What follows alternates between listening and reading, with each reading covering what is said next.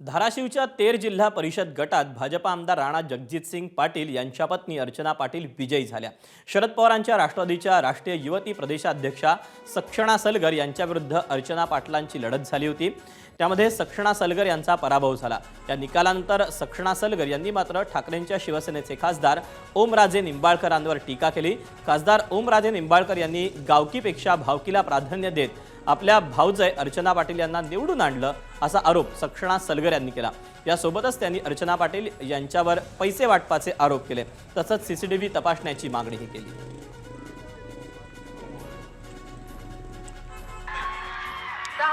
मागेही म्हणलं होतं, जेव्हा निवडणुका सुरू होत्या तेव्हा मी सांगितलं होतं की जिल्ह्याचे खासदार, जिल्ह्यातले आमदार, शिवसेना उभाटा गटाचे ओमराजे निंबाळकर हे गावकीपेक्षा भावकीवर लक्ष आहे। तर मी परत सांगते महाराष्ट्राला आणि जिल्ह्याला, त्यांनी त्यांच्या भाऊजाईला निवडून आणण्याचा प्लॅन सक्सेसफुल केलेला आहे आणि ओमराजेंनी इनडायरेक्टली अर्चनाताई निवडून येतील यासाठी जे प्लॅनिंग आखलं होतं ते त्यांचं सक्सेसफुल झालंय।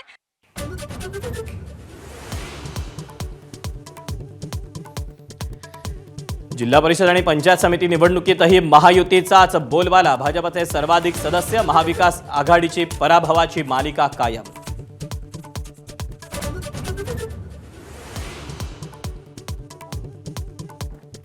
दोन 2014चं शहरी पक्षाचं मिथक भाजपनं खोडून काढलं। जिल्हा परिषद पंचायत समितीतल्या विजयावर फडणवीसांची प्रतिक्रिया, विरोधकांमध्ये इच्छाशक्तीचा अभाव असल्याची टीका।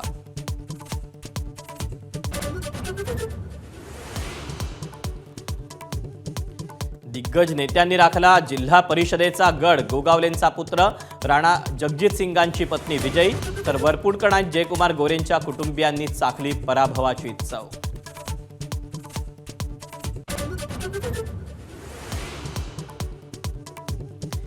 एकनाथ शिंदेंना कार्यकर्त्यांकडून वाढदिवसाचं गिफ्ट। जिल्हा परिषद निवडणुकांमध्ये शिंदेंच्या शिवसेनेची चमकदार कामगिरी, कोकणचा गड शिंदेंनी राखला।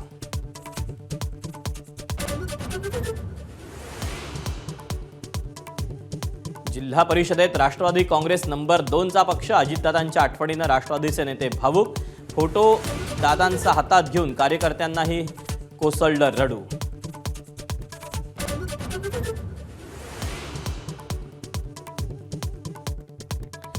लुकआउट नोटीस आणि आरोप असणाऱ्या लोकांना संघाच्या शताब्दी कार्यक्रमाचं निमंत्रण। संजय राऊतांचा घणाघात, तर राऊत संघावर बोलून सूर्यावर थुंकण्याचं काम करतायत। भाजपच्या नवनाथ बन यांचा पलटवार।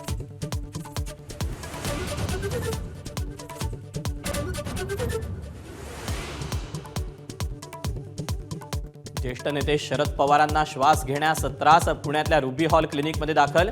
वैद्यकीय तपासण्या करून पुढची पावलं टाकणार, तर पवारांची प्रकृती उत्तम असल्याची डॉक्टरांची माहिती।